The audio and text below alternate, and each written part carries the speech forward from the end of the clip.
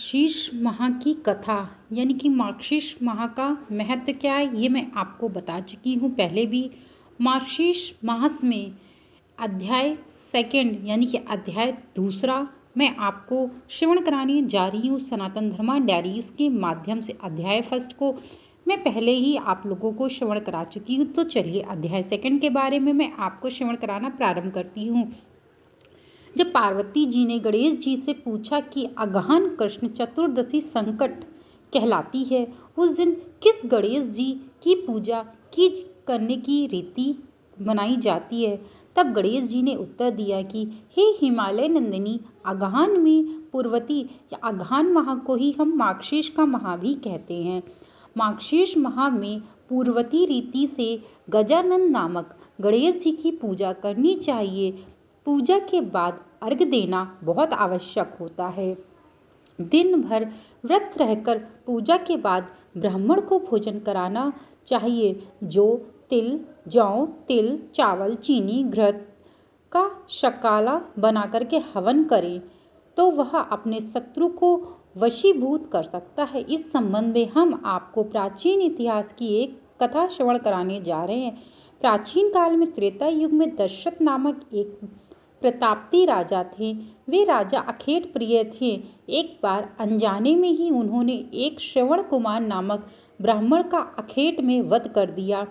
उस ब्राह्मण के अंधे माँ बाप ने राजा को श्राप दिया कि जिस प्रकार हम लोग पुत्र शोक में मर रहे हैं, उसी भांति तुम्हारा भी पुत्र शोक में मरण होगा।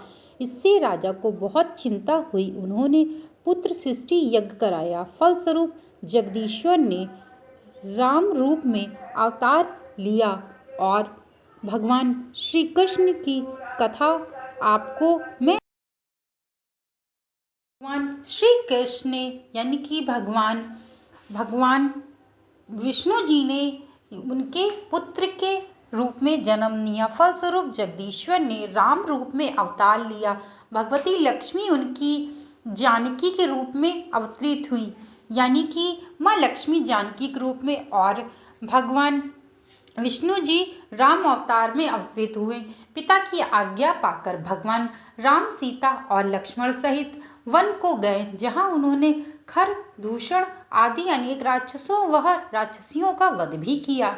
इससे क्रोधित होकर रावण ने सीता जी का अपहरण कर लिया। सीता जी की खोज में भगवान राम ने पंचवटी का त्याग कर दिया और ऋषि मुख पर्वत पर पहुंचकर सुग्रीव के साथ मैत्री की। तत्पश्चात सीता जी की खोज में हनुमान आदि वानर तत्पर हुए। ढूंढते ढूंढते वानर ने गिद्धराज संपत्ति को देखा।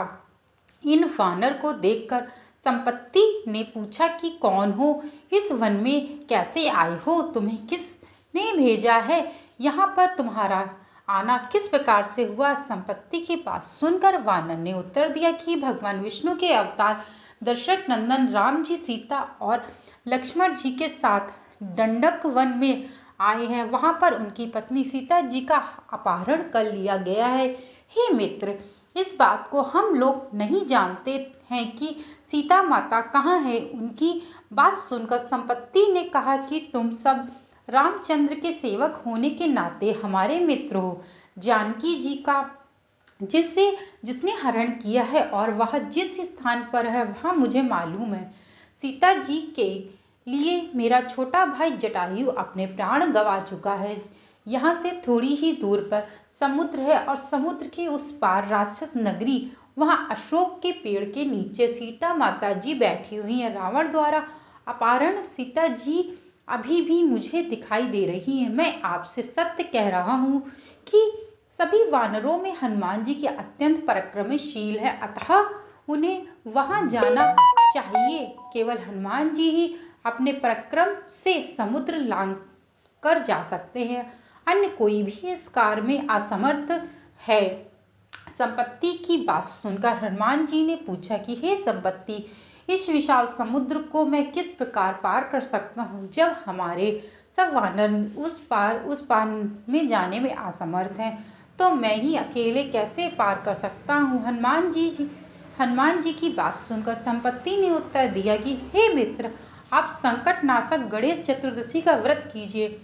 उस व्रत के प्रभाव से आप समुद्र को क्षण भर में पार कर सकेंगे। संपत्ति के आदेश से संकट चतुर्दशी के उत्पन्न व्रत को हनुमान जी ने किया। हे देवी, इसके प्रभाव से हनुमान जी क्षण भर में समुद्र को लांघ गए। इस लोक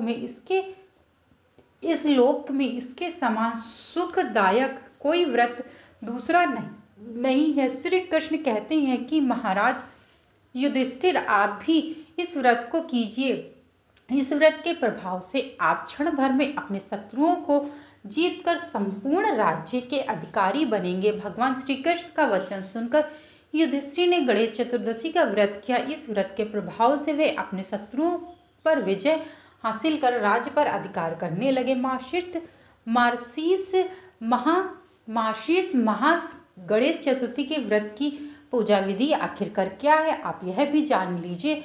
प्रातःकाल उठकर के नित्य कर्म से नित्य व्रत हो शुद्ध होकर स्वच्छ वस्त्र धारण कर लें। श्री गणेश जी का पूजन करें। धूप दीप नैवेद्य अक्षत फूल विधि से करें। इसके बाद हाथ में जल तथा दुर्वा लेकर के मन ही मन में श्री गणेश का ध्यान करें और व्रत का संकल्प लें। अब कलश में जल भरकर उसमें थोड़ा सा गंगा जल मिलाएं। कलश में दुर्वा सिक्के साबुत हल्दी रखें। उसके बाद लाल कपड़े से कलश का मुख बांध दें। कलश पर गणेश जी की प्रतिमा स्थापित करें। पूरे दिन श्री गणेश जी के मंत्रों का जाप करते रहें। ओम श्री गणेशाय नमः, ओम श्री गणेशाय नमः, इस मंत्र का आप जाप करते रहें। संध्या को दोबारा स्नान कर शुद्ध हो जाएं। श्री गणेश जी के सामने सभी पूजन सामग्री के साथ बैठ जाएं। विधि विधान से गणेश जी का पूजन करें। वस्त्र अर्पित करें। नैवेद्य के रूप में 10 लड्डू अर्पित करें। चंद्रमा के उदय होने पर चंद्रमा की पूजा करें, अर्घ दें। इसके बाद गणेश चतुर्थी की कथा सुने अथवा सुनाए। जौ चावल चीनी तिल वह घी से हवन करें। इसके तत्पश्चात आरती करें और 5 लड्डू के रूप में प्रसाद के रूप में बांट दें। 5 शेष अगले दिन ब्राह्मण को दान कर दें।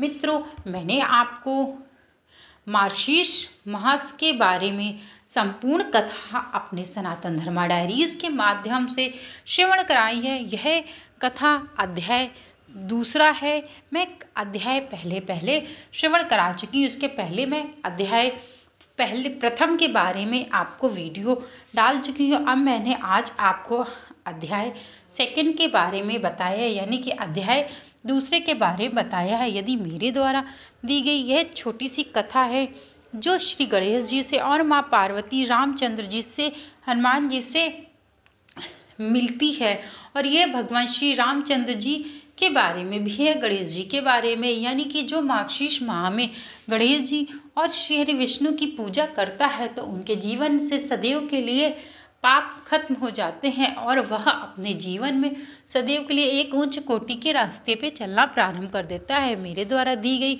सुनाई गई यह कथा आप लोगों को अच्छी लगी हो तो चैनल को लाइक शेयर सब्सक्राइब करना मत भूलिएगा। Thank you so much video को वॉच करने के लिए।